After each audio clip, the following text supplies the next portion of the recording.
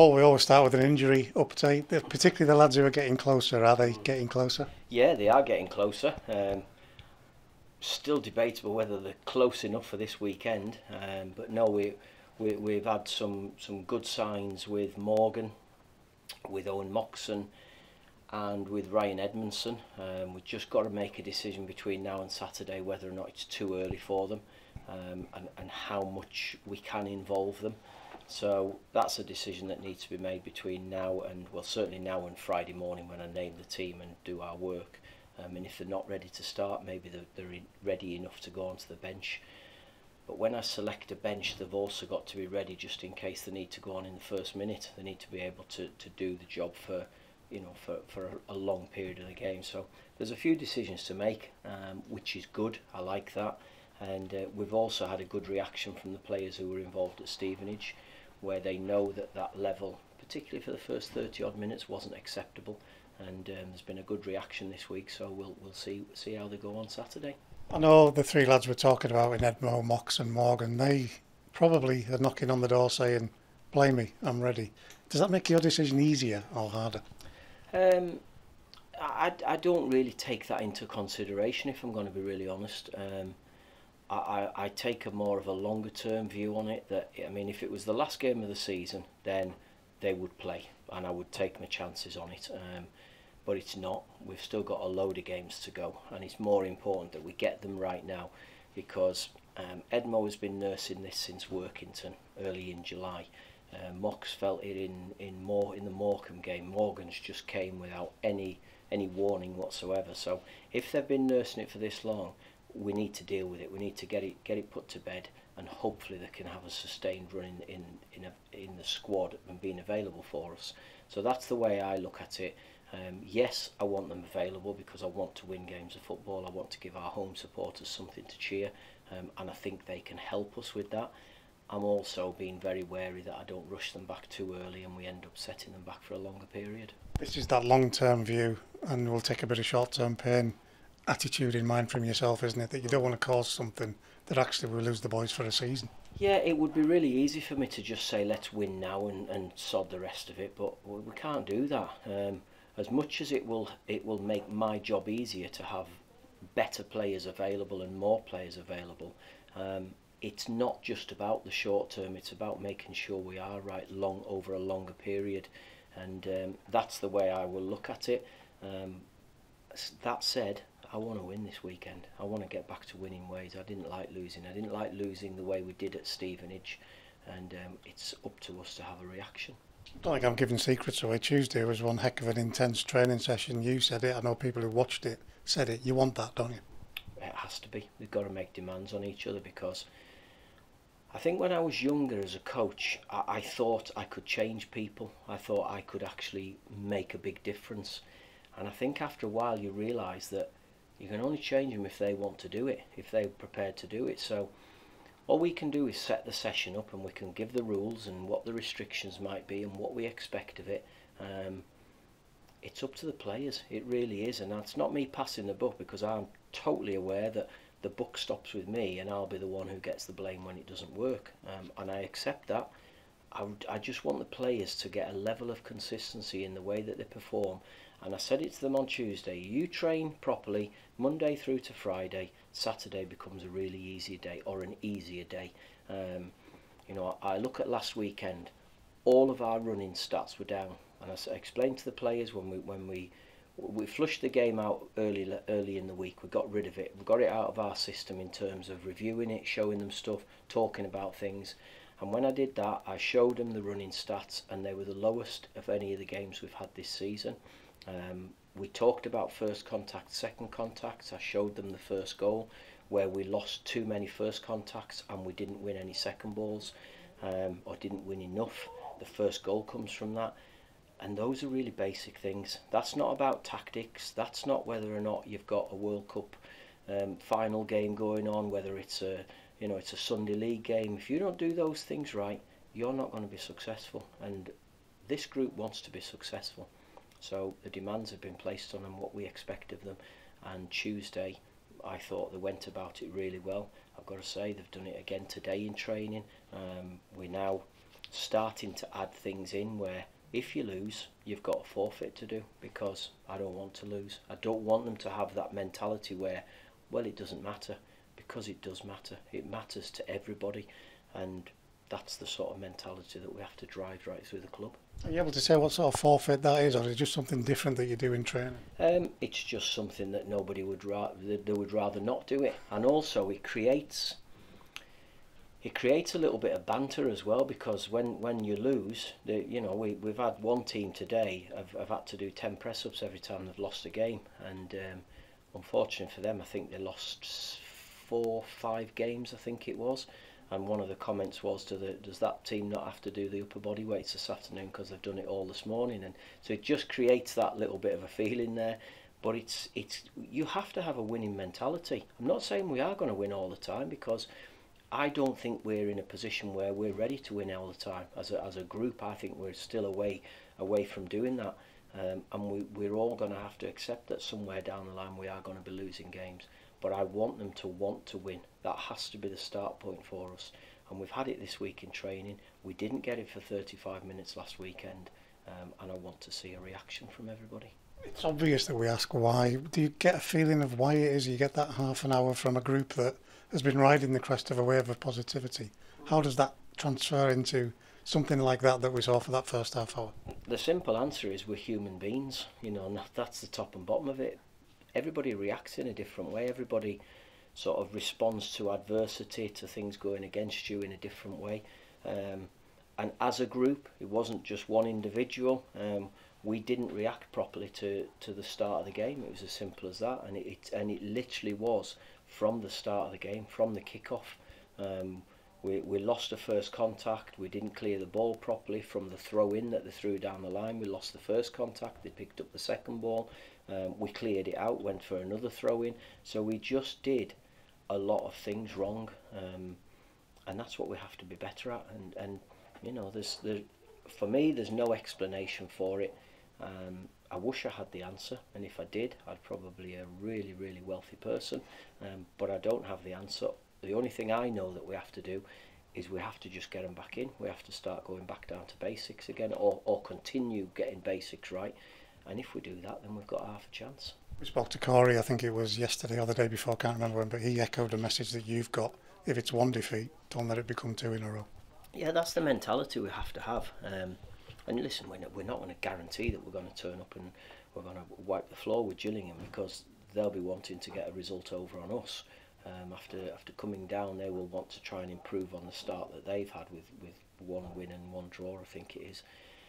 So we know it's going to be a tough game, but we have to make sure that we are the best version of ourselves. That's all we can do. Whatever they decide to do is out of our hands, but we have to affect the game in a much more positive way, in the positive way that we have done for the other games that we've started this season with. They'll be on a high. The winning in a penalty shootout in the way that they did, that gives everybody a lift. Yeah, winning games does give everybody a lift. As I say, there's not a lot we can do about them. We have to just deal with us. And again, sounds like just repeating myself, it's 90% us, 10% them. So whatever they've had, they've also had 90 minutes of football this week. So we've had a week where we can train and we can work and we can structure it how we want, and we can get players back fit and back on the grass again. So that's the benefit that we've had this week. The downside of it was that we were knocked out of the cup in the first round. We can't change that now. So we've had a good week of training. Now the challenge is, can we take it into a game? Neil Harris, is he somebody you've come across before? Yeah, I have, yeah. I think it was his first game as caretaker manager at Millwall that I went there with Derby County, and they absolutely ran all over us. They played like a team who were a reflection of what Neil Harris was like as a player. So I came up against him as a player. I've had a few occasions where we've played against him on the coaching side, whether that be with Millwall or with Cardiff. So who knows? Let's wait and see. I always say it ain't about me or Neil, and he'll probably say the same thing. It's about those players who we select going out and performing to the best of their ability and hoping that we come out on top.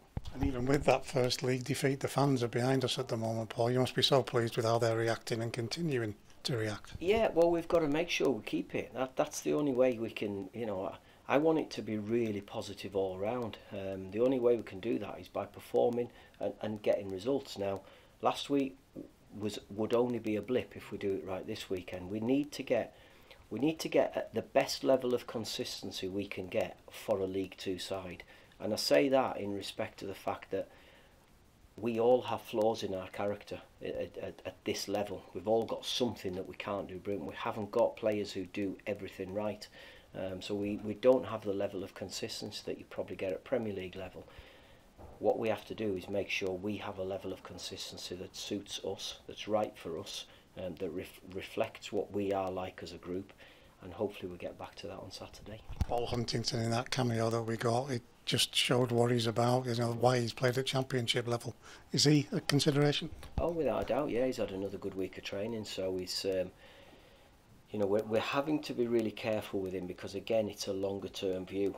He's signed a year's contract, but it's a year that if he plays appearances it becomes a second year, if he plays appearances again it becomes a third year. So we're not looking at a short term fix. So I need him right. I want him, once he gets right and he's ready to play, I want him to be playing 35-40 games. So if we have to keep him back for one more game to be ready for the next one, we'll do that. But we'll make that decision between now and Saturday as to what's right for us, and what's probably more importantly, what's right for him, and hopefully it's the right decision. We're seeing with Jayden, with Duncan as well, even though you want more players back, you want more selection headaches, you still got them at the moment, because there's players who are wanting, Sonny's another, they all want to be out there for you. Oh, of course they do, yeah. And when they're coming in, generally they're doing a good job for us. I've been really pleased with how Duncan's settled in quickly. He's really keen to learn. Pleased with how Jayden's adapted to coming into the Football League for the first time in senior football anyway. Sonny is working hard and trying to get into the team. Jack Stretton the same. And I think they're looking at people like Finn Back and Ben Barkley. Probably not so much Ben because he's played a lot of games, but certainly Finn. They're looking at him and thinking, well, he's had a chance, he's took his chance, and the big challenge for them is to make sure that they do when they get an opportunity. We've seen Taylor Charters back out there training properly again. How close is he? Yeah, he's very close.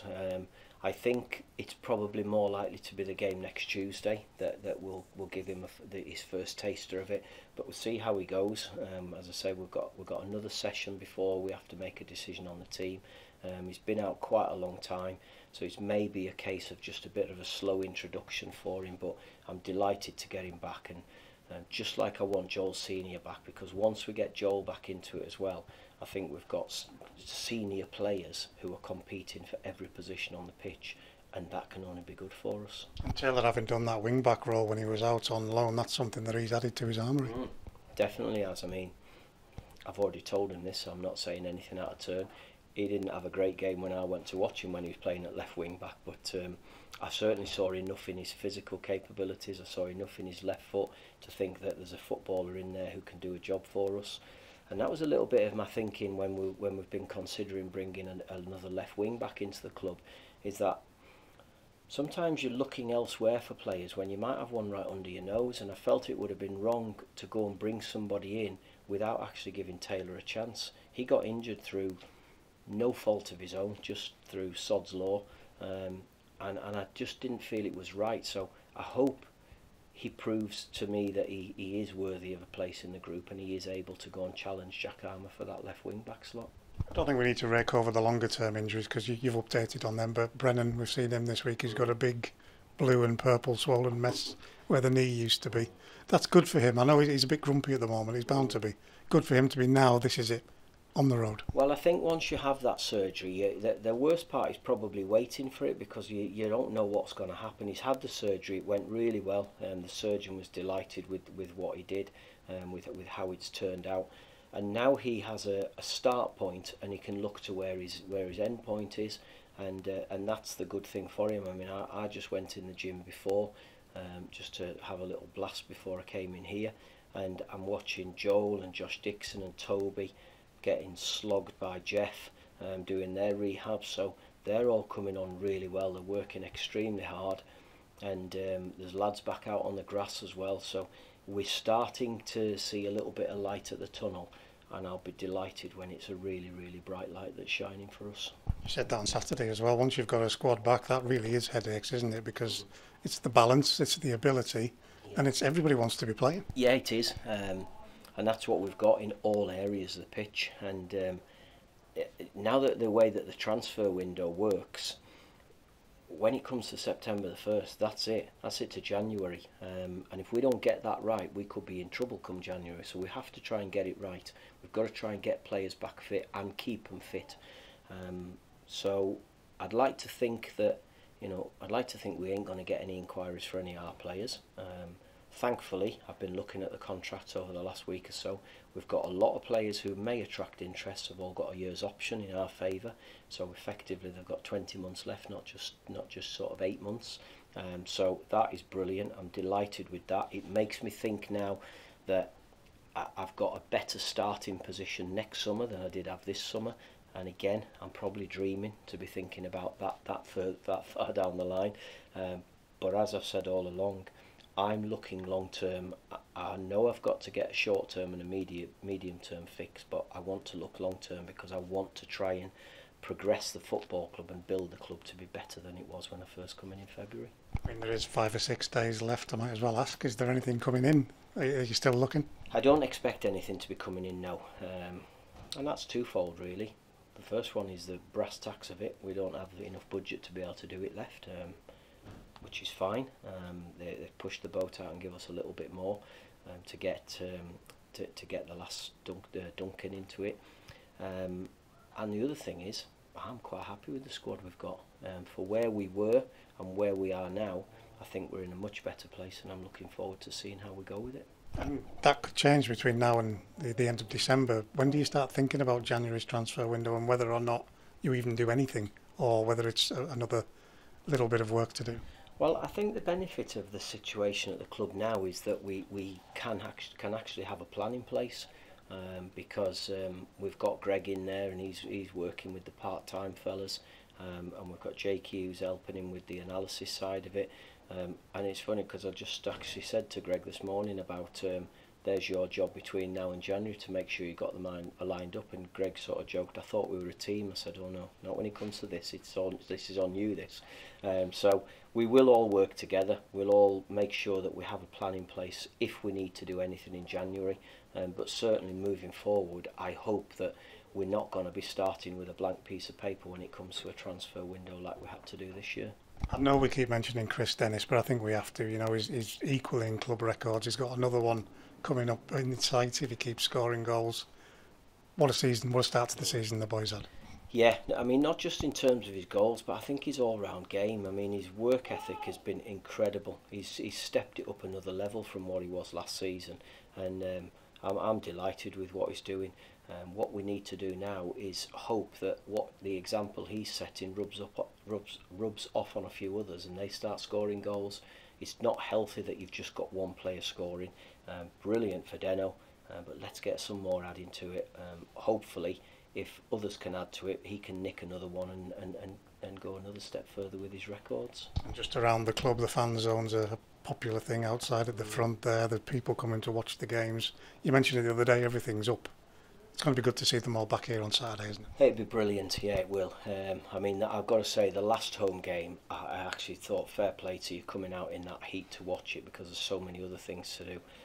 I'm hoping it's a bit of a greyer day this weekend and we get more supporters through the turnstiles, more people supporting us, following us, giving us something to go and work hard for.